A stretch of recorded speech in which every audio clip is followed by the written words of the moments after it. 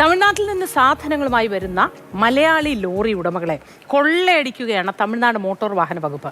Tamil Nadu Puliyara check പോസ്റ്റിലൂടെ നിർമ്മാണ സാമഗ്രികളുമായി കടന്നുപോകുന്ന ലോറികളിൽ നിന്ന് വാങ്ങുന്നത് 200 മുതൽ 400 രൂപ വരെ കൈക്കൂലിയാണ്.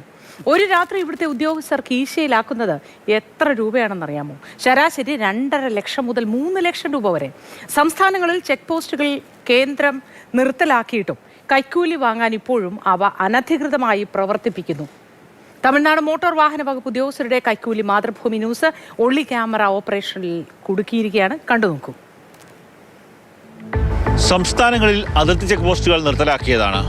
എന്നാൽ തമിഴ്നാട്ടിൽ നാഗർകോവിലും പുളിയറയിലും ഒക്കെ തന്നെ ഇപ്പോഴും ചെക്ക് പോസ്റ്റുകൾ സജീവമാണ്. അത് എന്തിനു വേണ്ടിയാണ്? മുൻകാലങ്ങളിലെ പോലെ അഴിമതി അടക്കമുള്ള കാര്യങ്ങൾ നടത്താൻ വേണ്ടിയാണോ? അതിനെക്കുറിച്ചുള്ള അന്വേഷണത്തിലാണ് മാതൃഭൂമി ന്യൂസ്. തമിഴ്നാട് ചെങ്കോട്ടയിൽ നിന്ന് മെറ്റൽ കയറ്റി വരുന്നതാണ് ഈ ലോറി.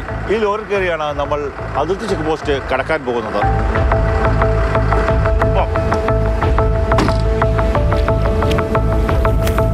തനി തമിഴ്നാടൻ ഗ്രാമപ്രദേശം. ആ ഗ്രാമവീഥികളിലൂടെ ഹൈവേയിലേക്ക് നമ്മൾ കടക്കുകയാണ്. പുളിയറ ചെക്ക് പോസ്റ്റിന് സമീപത്ത് വാഹനത്തിന്റെ ഭാരം തൂക്കാൻ വേണ്ടിയുള്ള കേന്ദ്രങ്ങളുണ്ട്. അവിടെ എത്തി വാഹനത്തിന്റെ ഭാരം ആദ്യം തൂക്കും. അതിനുശേഷമാണ് ചെക്ക് പോസ്റ്റിലേക്ക് കടക്കുന്നത്.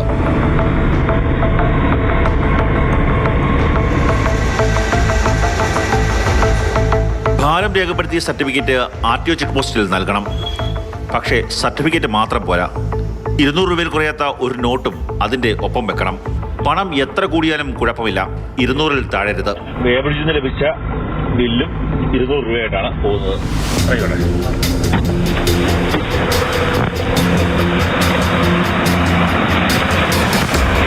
പണവുമായി ചെക്ക് പോസ്റ്റിനുള്ളിലേക്ക്. പണം വാങ്ങുന്നത് മറ്റുള്ളവർ കാണാതിരിക്കാൻ വലിയ ഗ്ലാസ് ഉപയോഗിച്ച് മറ തയ്യാറാക്കിയിട്ടുണ്ട്. സർട്ടിഫിക്കറ്റിനൊപ്പം ഞങ്ങളും നൽകി 200 രൂപ. ഉദ്യോഗസ്ഥർ കൃത്യമായി അത് കീശയിലാക്കി.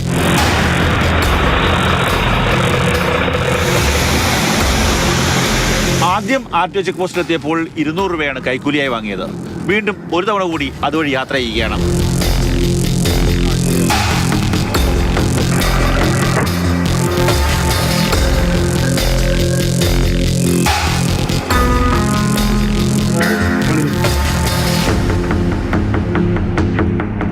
പണം നൽകി.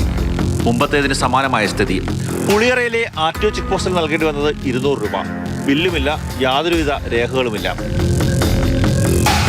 നിരനിരയായി റോഡിൽ കിടക്കുന്ന ലോറികളിൽ നിന്ന് തൊഴിലാളികൾ ഓടിയിറങ്ങി RTO ചെക്ക് പോസ്റ്റിലേക്ക് കയറുന്നു. പണം നൽകുന്നു. യാതൊരു പരിശോധനയുമില്ലാതെ വാഹനം മുന്നോട്ട് നീങ്ങുന്നു. ഒരു വാഹനത്തിൽ നിന്ന് 200 രൂപയാണ് വാങ്ങുന്നത്. അതൊരു ചെറിയ തുകയാണ് എന്ന് കരുതി തള്ളിക്കളയേണ്ട.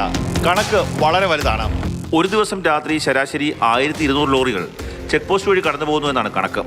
അതായത് ഇത്രയും വാഹനങ്ങളിൽ നിന്ന് ഒറ്റ രാത്രി കൊണ്ട് ജീവനക്കാർ നേടുന്നത് 2,40,000 രൂപ.